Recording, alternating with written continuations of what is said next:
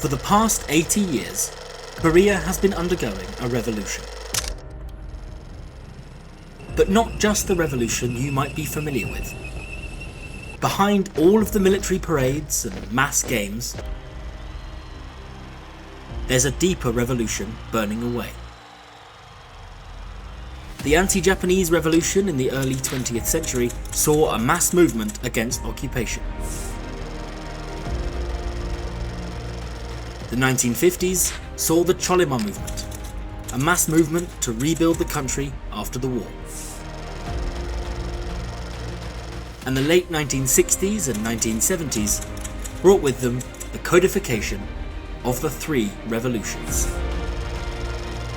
More than just a single focus, Korea has declared that the path forward is through three interlocked revolutions. The revolution of culture, the revolution of technology, and the revolution of ideology. Together, these revolutions aim to transform all aspects of society in pursuit of the goal of socialism in the DPRK.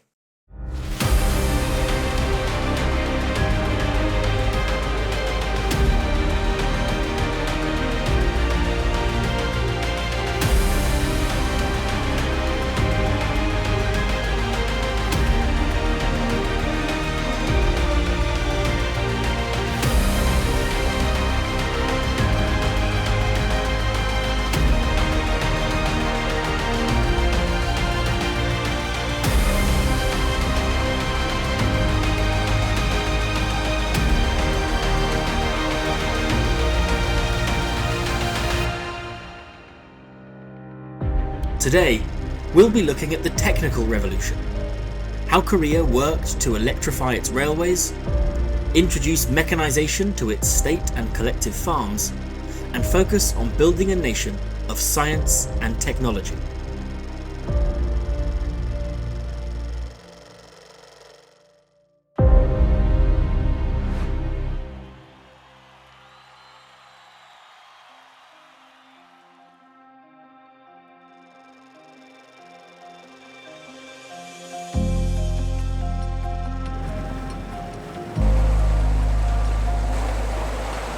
The mid-20th century saw a string of policy goals for the fledgling Korean state. The 1940s saw the liberation of Korea from decades of Japanese rule. And the need to dismantle this Japanese feudal system and legacy of colonialism through confiscating the property of Japanese landlords and their collaborators,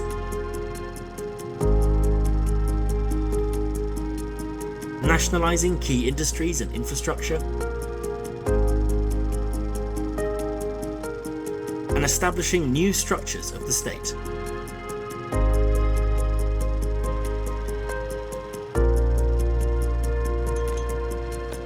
The 1950s brought with them a destructive conflict, which saw cities flattened and the need for swift reconstruction.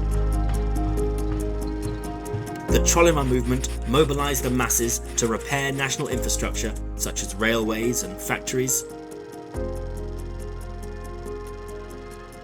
It saw cities in the country transformed and rebuilt along socialist principles. And it brought with it a nationwide push to rise from the ashes of war.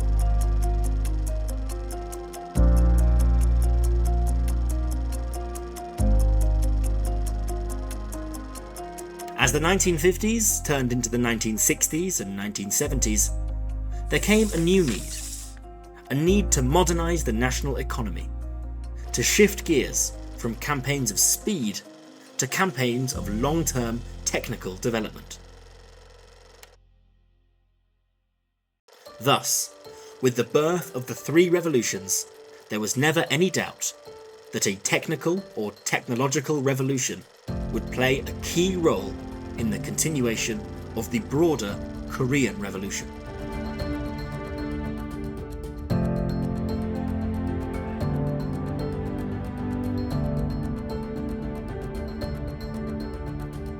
In this video, we're going to focus on three key areas which saw technological development during the 1970s and beyond.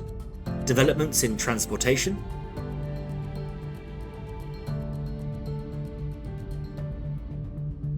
the mechanization of agriculture,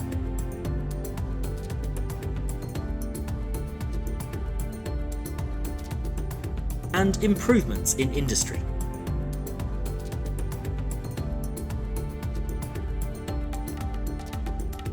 Each of these areas were a focus of the technical revolution, seen as linchpins in building a modern socialist society.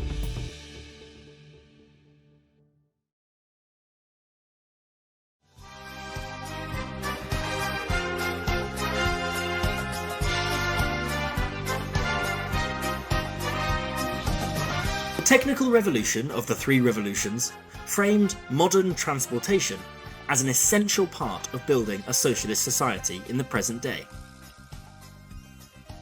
The need to move workers, students, raw materials and other goods around the country was important for developing the national economy, whilst local, city-wide public transport was seen as both logistically and ideologically important.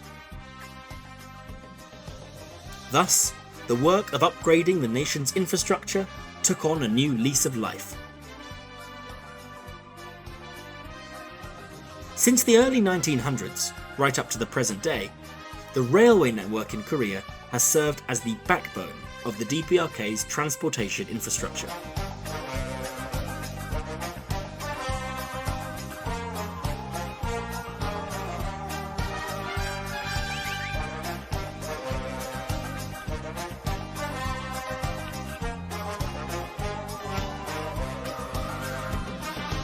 Electrification of the railways began with the Pyeonggi and Pyeongna lines respectively, which were both progressively electrified during the 1960s and completed by the 1970s.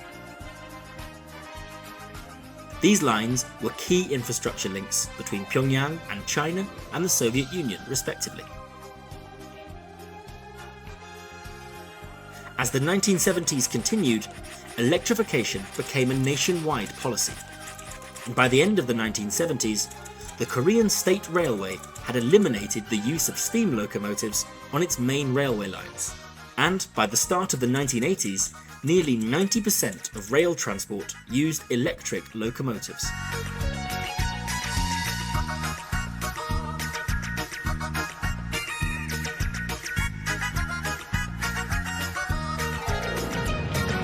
The aim of electrification was to cut coal consumption and increase the overall efficiency of the network, thereby improving the efficiency of the national economy and transport infrastructure as a whole.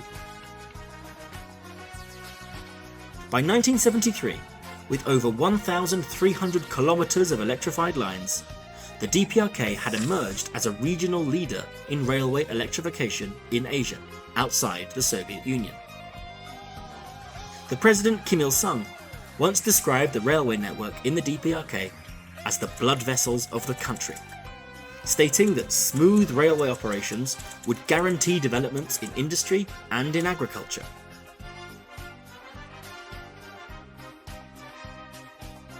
Elsewhere, developments came in city-wide public transport. The success of the earlier Pyongyang trolleybus network, opened in 1962, led to other cities adopting a similar trolleybus system. Chongjin and Hamhung in the early 1970s, followed by Sinuiju and Kowon in 1978 and 79 respectively, followed by Nampo, Pyeongseong, Haeju and Anju in the 1980s, amongst others. The Pyongyang Metro was inaugurated in 1973, since becoming a key part of the capital's transportation infrastructure. And the first trams graced the streets of Pyongyang in 1989.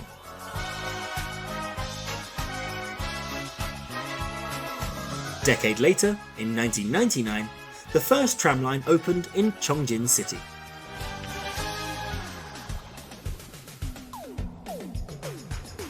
(1975) also saw the first jet operations by Chosun Minhan, later to become Air Koryo.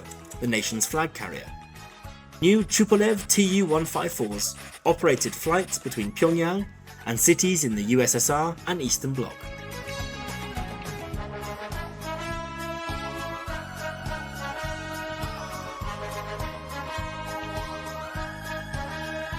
1979 saw expansion of the fleet, with Ilyushin IL-62s beginning international flights, whilst smaller aircraft joined the fleet to serve domestic routes.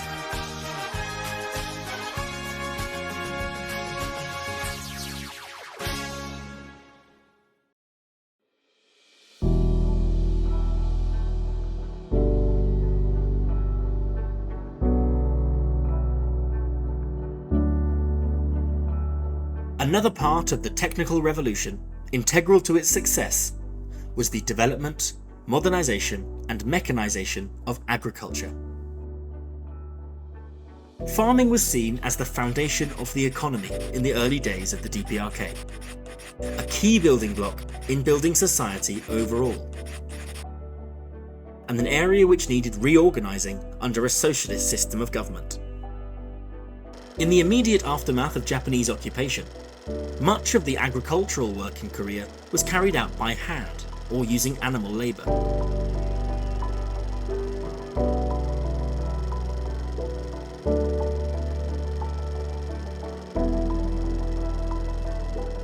The technical revolution in farming was to introduce machine power to replace this reliance on feudal-era methods. It was also a move towards self-sufficiency in food production, considered an important part of the broader revolution against dependence on foreign countries. Tractors, rice transplanters, and harvesters were manufactured and distributed to cooperative and state farms across the country. Electrified irrigation systems were rolled out across the provinces, and new factories sprang up to produce the machines and vehicles needed for this rural revolution. For this example, I won't go too much into detail, as I've already made 2 videos on agriculture, one on farming in general, and another specifically focused on the socialist rural question, which ties directly into the developments around the 3 revolutions in agriculture. So if you're really interested, go and check those out. Across all the revolutions of the 3 revolutions, cultural, technical, and ideological, nothing occurred in isolation. Each development was woven into the other 2. As cooperative farms expanded with the use of new technology, the country began to see school children's palaces, kindergartens, cultural centres, and other social and cultural developments constructed on the farms. In fact, today, with the advent of the 20 by 10 policy, aimed at renovating 20 counties per year for the next 10 years, the DPRK has showcased its many redeveloped and redesigned rural regions and villages.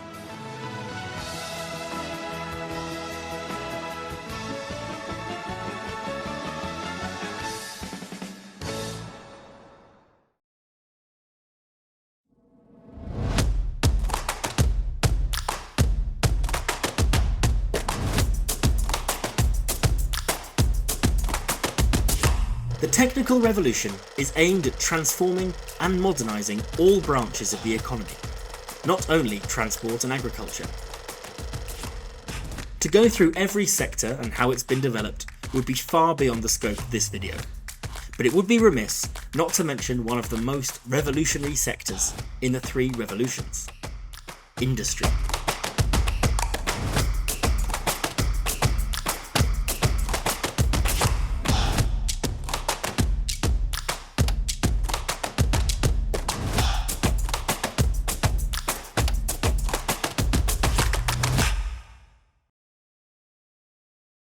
One of the earliest moves by the Provisional Socialist government after liberation from Japan was to nationalise the former colonial steel mills and heavy industry centres. Steel, coal, power generation and chemical industries were seen as the backbone of a new, working-class centred socialist economy. Meanwhile, light industry, such as the production of textiles, consumer goods and other everyday products, were seen as a way to raise living standards in line with the Cultural Revolution. This was all tied in to the overarching themes of the Korean Revolution and the Juche idea, reducing dependence on foreign powers and driving for industrial self-sufficiency.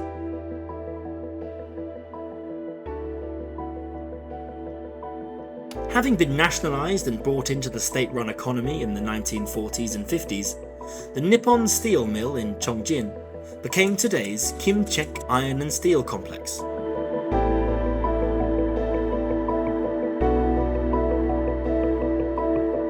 The Konan Nitrogen Fertilizer Company became the Hungnam Fertilizer Factory, just outside of Hamhung City. And the Yalu hydroelectric dam on the Amnok River was rebuilt to repair bomb damage to become the Supung Dam. This story of nationalisation was repeated across the country countless times, and as the Three Revolutions movement took hold, each saw rapid innovations. New electrical furnaces were installed at the Kimchek Iron and Steel Complex to produce steel for the ever-expanding railway network, tractor production and building construction.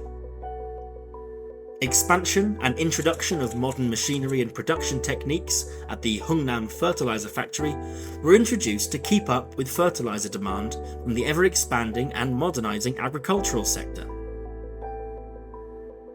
And generators were upgraded at the Supung Dam, amidst other renovations, to help provide the necessary power to regional factories undergoing their own modernisation and expansion in line with the broader technical revolution.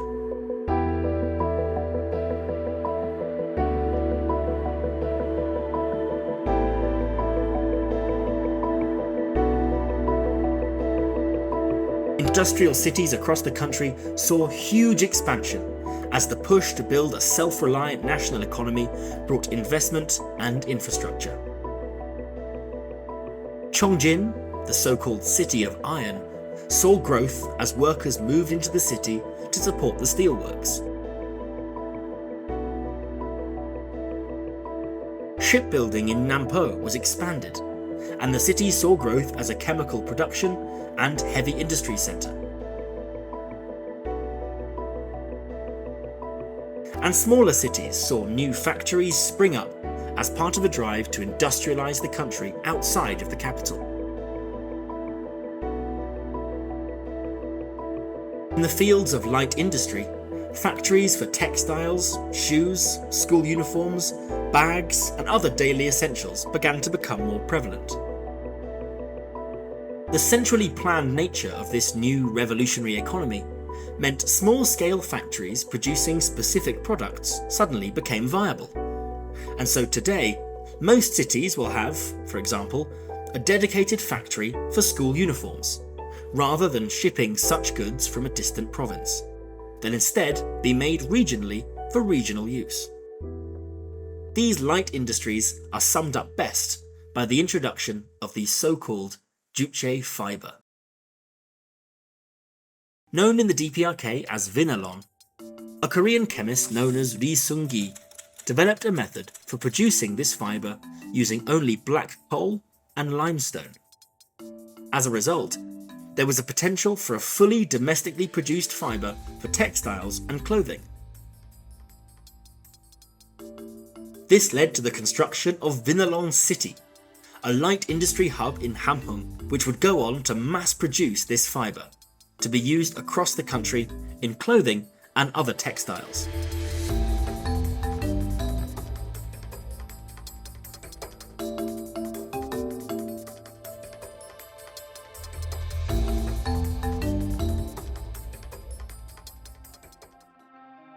Overall, the technical or technological revolution of the Three Revolutions was aimed at expanding the national economy through modernising the outdated colonial legacy of the Japanese occupation. The need for an overhaul of the system was clear, as each component of the economy worked together, like gears in a machine. Without the expansion of hydroelectric dams, there wouldn't be power to run the new heavy industry factories, without which steel production would hamper the expansion of the railways, and agricultural products such as fertiliser and tractors wouldn't reach the rural areas in the required numbers.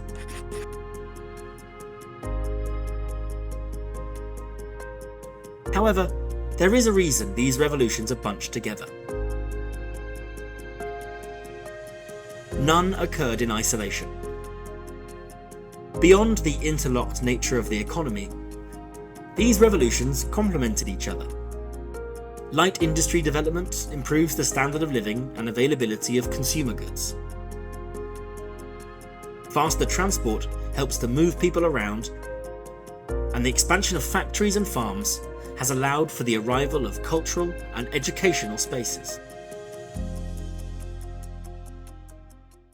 Whilst the cultural and ideological revolutions may be the most keenly felt day to day, the technical revolution is the backbone which makes the Three Revolutions movement possible.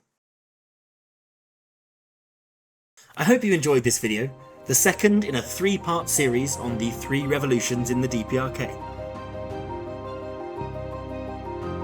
Hopefully, you've realised that the Three Revolutions are woven into the very fabric of the country itself. So, if you want to find out more about the technical aspects of the country and its infrastructure, check out the videos on screen now and linked in the description for an overview of how the Korean Revolution has impacted the nation's infrastructure. If you haven't seen the first episode in this series focused on the Cultural Revolution, go and check it out. As with the first video, this is a bit more of a deep dive project than is typical on this channel, but it's one that I've really enjoyed working on. If you enjoyed watching this video, please consider subscribing, liking the video, and supporting me on Patreon, linked in the description. Every little helps, and I hope I'll see you in the next video. Thanks for watching.